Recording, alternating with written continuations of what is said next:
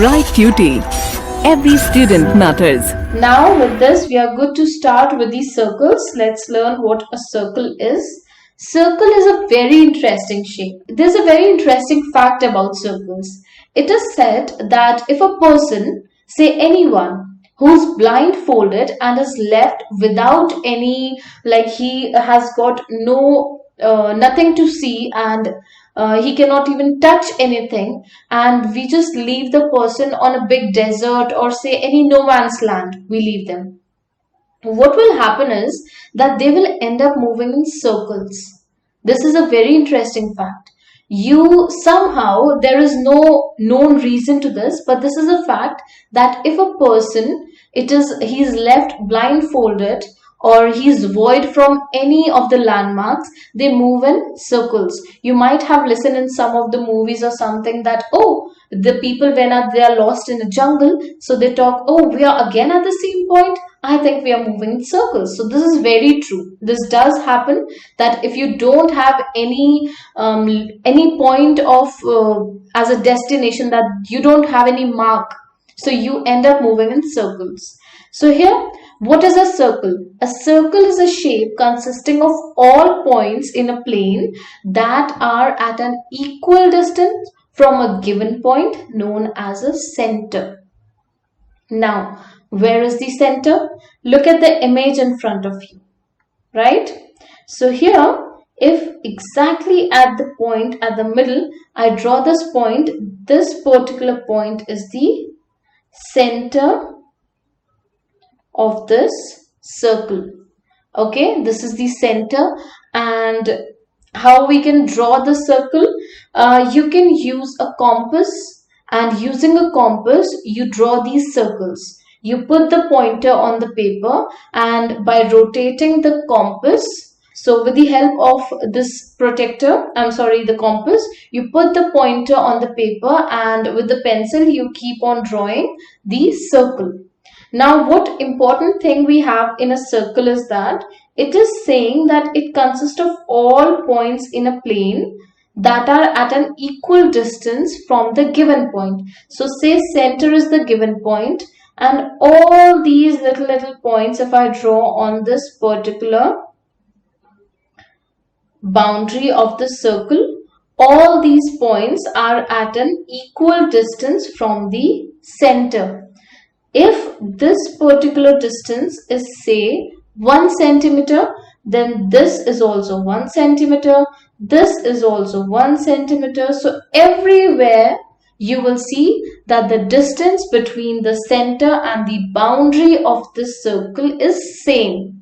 Okay, I hope this is very much clear that what is a circle?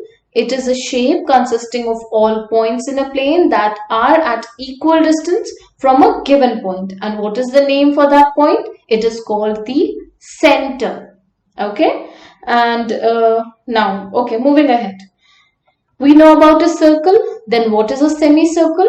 Look at this. If you draw a paper, just cut a paper in the shape of a circle and fold it. What you have with you is similar kind of image. We call it a semicircle.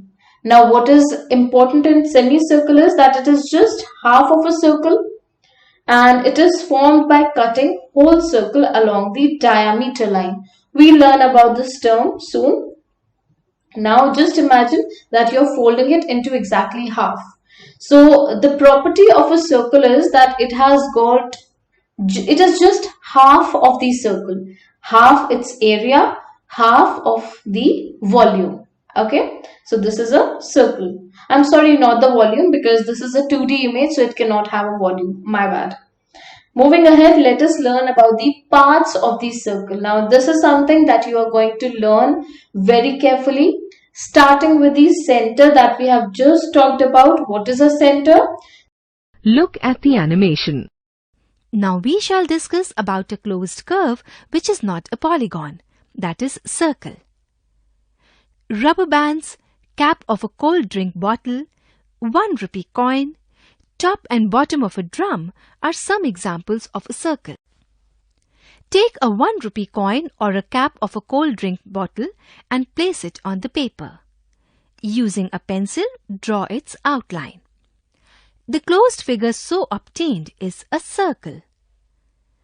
The figure shows the boundary of the circle. In the figure, the shaded portion shows the interior of the circle. It does not include the boundary of the circle. The shaded portion in the figure shows the exterior of the circle. The boundary of the circle, together with its interior, is called the circular region. Now let us learn about some parts of a circle. The fixed point in the interior of a circle from which all points in its boundary are equidistant and is called the center of the circle. The line segment joining any point on the circle to its center is called its radius. All radii of a circle are equal. A line segment obtained by joining any two points on a circle is called a chord. In the figure, points A and B lie on the circle. On the line segment, AB is a chord. So the line segment AB is a chord. The chord which passes through the center of the circle is called its diameter.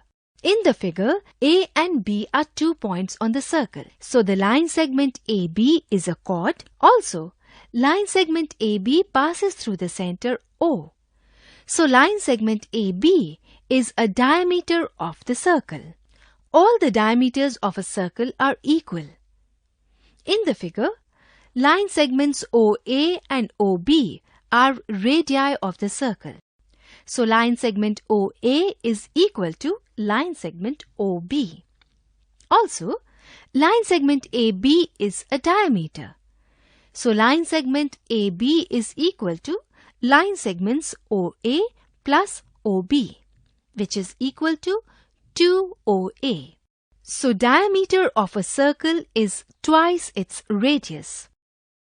A line which intersects the circle at two distinct points is called its secant. In the figure, line L intersects the circle at P and Q, so it is a secant. Any part of a circle is called an arc. In the figure here, ACB as well as PQR are two arcs. A diameter of a circle divides it into two equal parts. Each part is called a semicircle. The portion of the circular region bounded by two radii and the arc between the end points of the radii is called a sector. The shaded portion is a sector of the circle bounded by radii OA, OB and arc AB. The circular region bounded by a chord and an arc is called the segment of the circle. In the figure, the shaded portion is a segment bounded by chord AB and arc AB. The length of the boundary of a circle is called its circumference. Circles having the same center but different radii are called concentric circles. In the figure, the three circles have the same center O but different radii OA, OB and OC. So these are concentric circles. Moving ahead, now these are the few mathematical definitions for each of one that we have just learned. Talking about center, the origin of the circle. The word origin is very important because this is where it is giving birth to a circle. Radius, a straight line from the center to the circumference of a circle. It is always a fixed length for a given circle. Diameter, straight line segment that passes through the center of the circle whose end points lie on the circle. I hope you are clear with this. Chord. I hope you remember what is chord in a circle. If we just simply draw a line like this is a chord. And how do we define it? Straight line segment whose end points lie on the circle. The end points are lying on the circle. Coming to the next one, what is arc? An arc of a circle is the portion of the circumference. It's just a little part of the circle. Talking about sector. Portion of a circle enclosed by two radii and an arc. And clearly we have got a major sector and minor sector. Same way we have got major and minor sector for segments. We have got major and minor regions for segment. Let's see how we define segment. Region bounded by a chord of a circle and the intercepted arc of the circle is a segment. So here, if suppose this is a circle and we draw this chord here, so we have got, I'll just draw it again, it's coming out of the circle. Okay, so this is the chord. So in this chord, we see the region bounded by a chord of a circle and is intercepted by the arc. So this is the arc and this is the region that is intercepted. So we have got major and minor segments in the circle. Now the word circumference. Circumference is the distance around a circle. Simple definition, but very important, right?